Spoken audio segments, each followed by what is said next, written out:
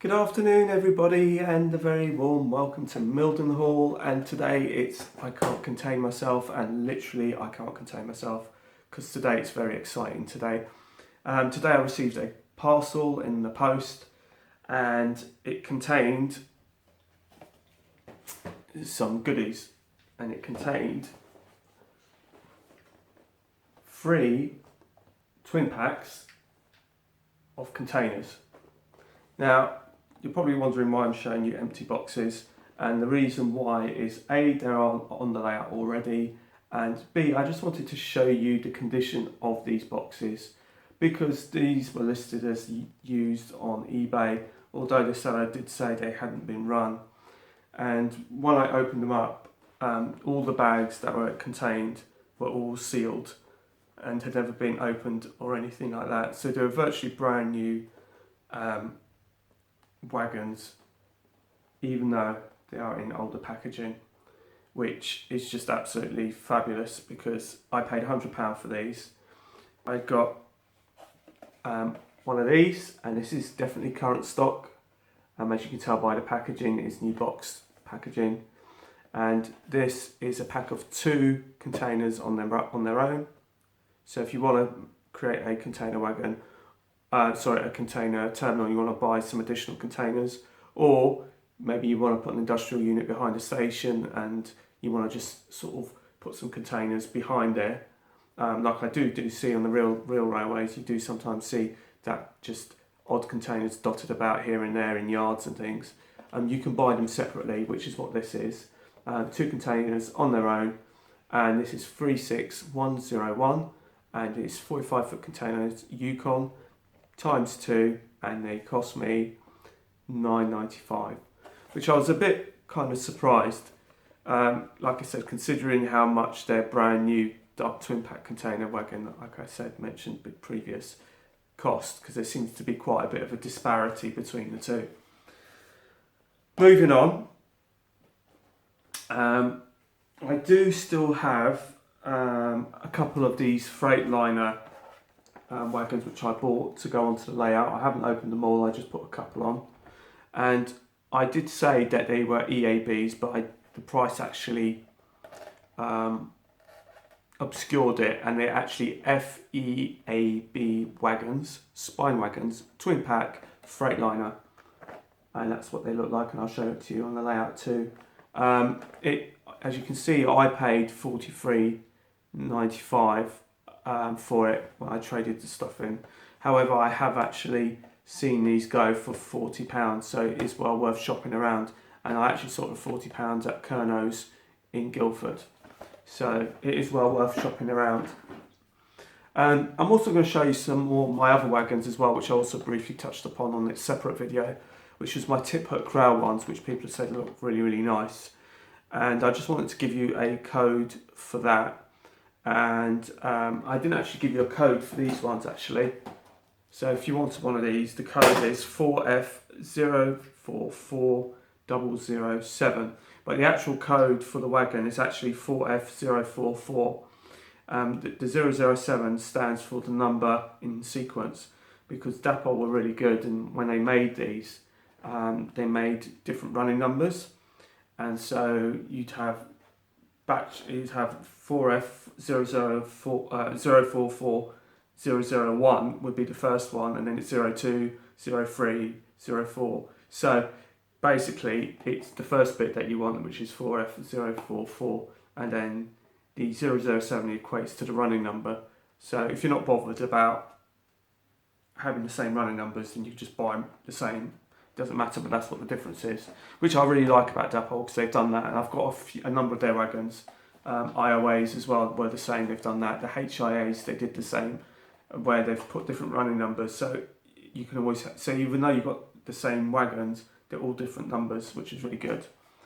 And again, also for these, which were the blue tip hook ones, which I'll show you once again, and these were 4F039, and this one's 006, but again, that's just the running number, because they did 8 in the first batch, so if you've got number 6 already, you can buy number 7 kind of thing. And the other thing to note about these wagons is they also come with their own loads. These are wagon loads, so you don't have to bother making your own loads. They come with their own loads.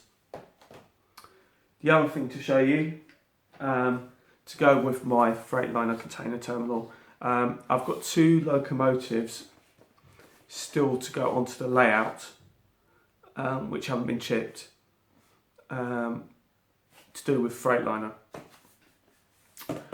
Because I bought these when I was over at Beringer, when I was going to build Volmer at Beringer, so I'd been collecting it since then. But this particular 66 actually came out after that, but I bought it anyway. So this needs a chip, and this is the Power Horde liveried Freightliner Class 66, which I've got, which I've had for a long time now. But like I said, it needs a chip in it. I'm steadily progressing through all my DC stuff that I still have to get them chipped to DCC, so it's taken quite a long time. And we're already in September now, so I've been here quite some time now. So yeah, it's taken me a long time to get these locomotives chipped up, and even at Ringwood South it was DCC. So it's taken me a long time to get everything sort of chipped up. So slowly but surely I'm getting through it all. I also have a Freightliner Class 57 buried somewhere, Freightliner Challenger, which also needs to be chipped up also. But let's get to the layout and let me show you these items actually on show.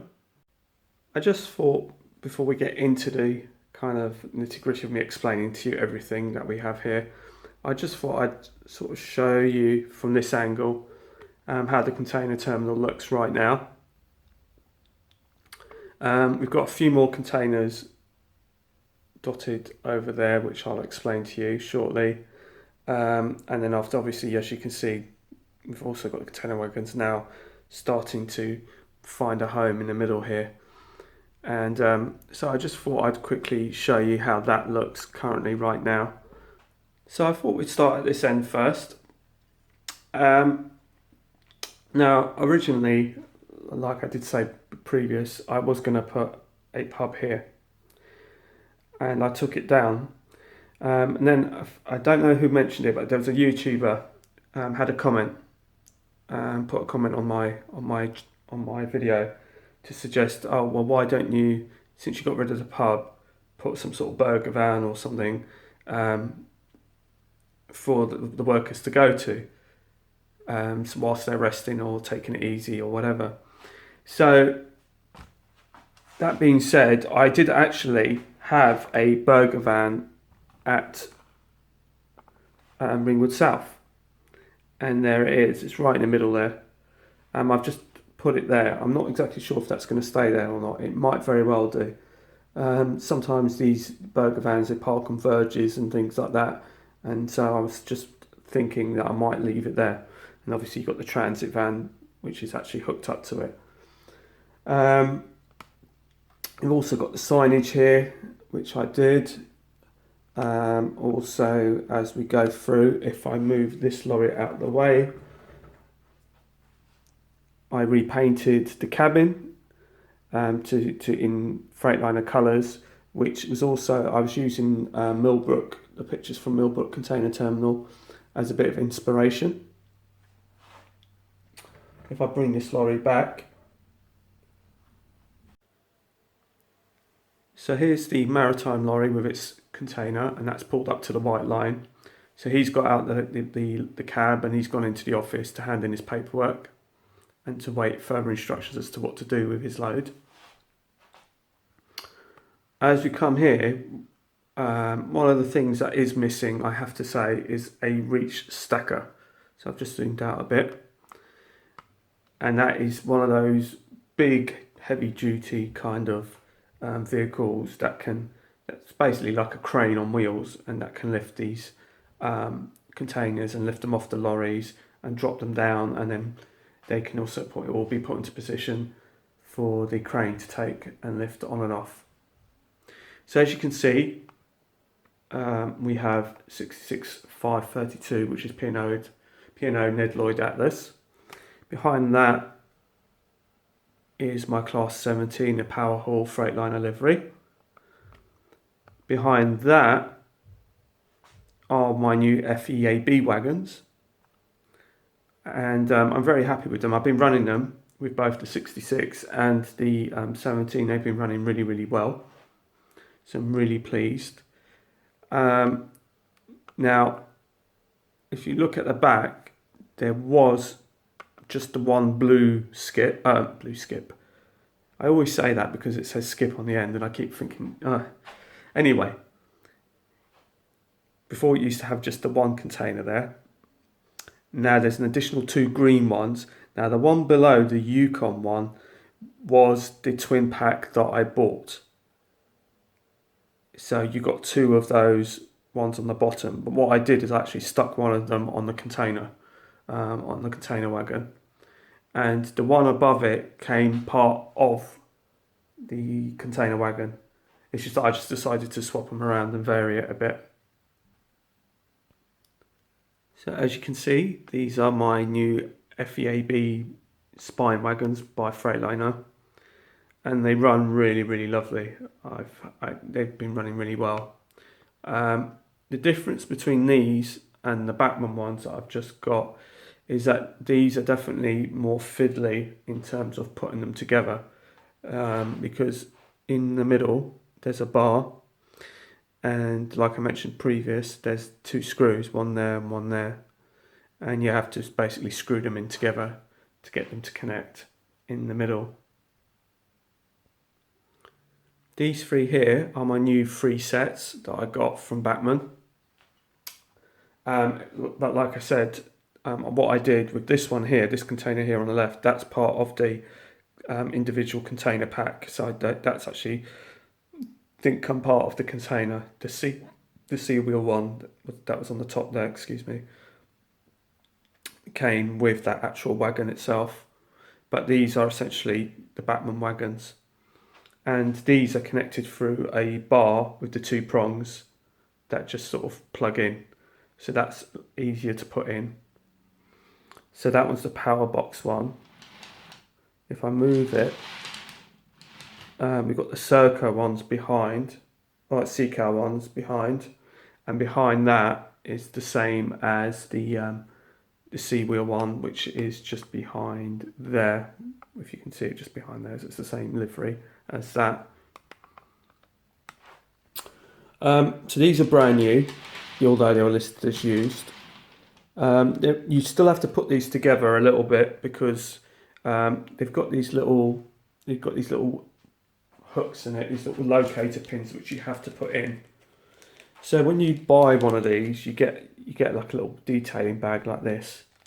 Now this one's sealed because I didn't need to open this one.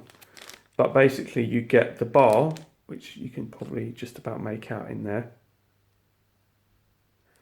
You also get these yellow little bits are the locating pins, and these are the locating pins that go onto the wagon, which then go onto the bottom of the container to locate the container to the wagon, so that doesn't go walkabout. You've also got the additional D-couplings, so for those of you who use the D-couplings, you can swap them over and use the big D-couplings. So if you're running it with, say, an older mix and match, older container wagons or something like that aren't NEM, then you can use those. And you also get the some bars that you have to also individually fit to the skips, containers I should say, keep saying skips. So I've just taken and removed one of the wagons just so you can have a proper look at the Bachmann version. Now, first thing to note is that they're more substantial than the Dapper ones. The Dapper ones are definitely more finer and more fragile compared to these Bachmann versions. I did have some of these in the past actually. Now, these little things here, these are the locating pins. And there's one there, one there, one there, one there. But there's various holes along the way, along the wagon. So basically they're not glued in, you have to fit them into the right holes to fit the wagon that you want. So this is particularly a 45-foot wagon that you can see here. And as you can see, there's 2 holes there and there's 2 holes there. So you have to put the locating pins in such a way that it will match these 4 holes. And obviously if you use 20-foot containers, then obviously you'll move the locating pins accordingly to fit the 20-foot containers, and anything bigger than the 45-foot ones, again, you move it further and adjust it further still. Then all you do is you locate the pins with the container, and that should be it, really. So now, before I go, we're just gonna move a few wagons about and do a little mini running session with these wagons. Just before I go, those wagons there, those are the tip hook rail ones, and I'll run them as well so you can have a look at those. But they run really, really sweet and they're lovely. Great price by Dapol. I do tend to favour Dapol wagons, and they tend to be my favourite wagons to run, just purely because, and to buy, just because of the fact that I find them to be really reasonably priced and really good quality. But then again, it's not like Batman make these particular wagons for you to have a choice. So I guess if I had the choice between buying the two brands for the same wagon, I'd probably buy Dapol ones, because like I said, I find them better value for money, and I find them to be really good quality, and I'm really pleased with those wagons at the back. They've run really, really nice. So we'll have a little freight running session for now.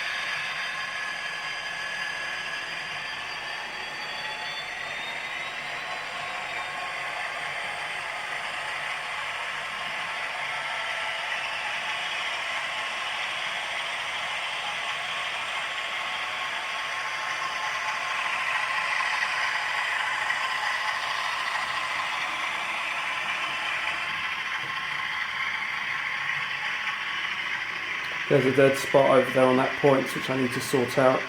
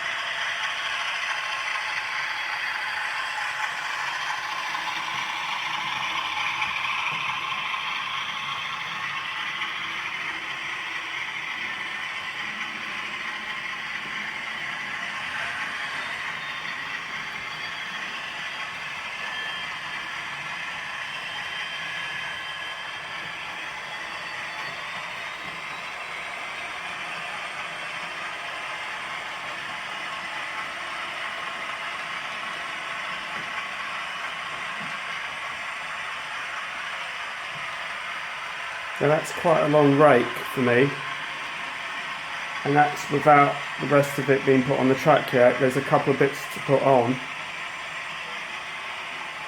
because I can quite comfortably have 2 rakes of container trains running around.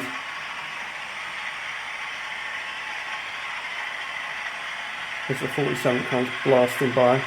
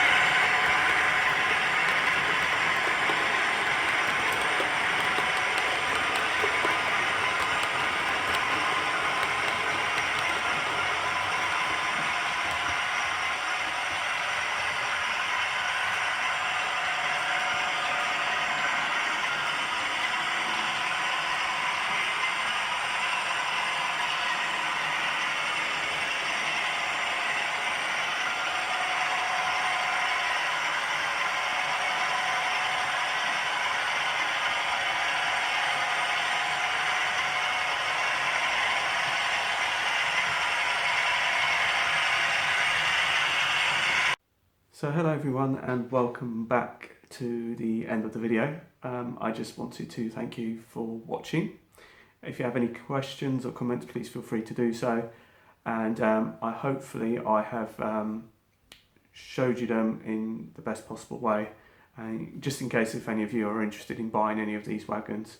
I'm actually quite happy now because I've really got a real good selection of wagons to run on this layout.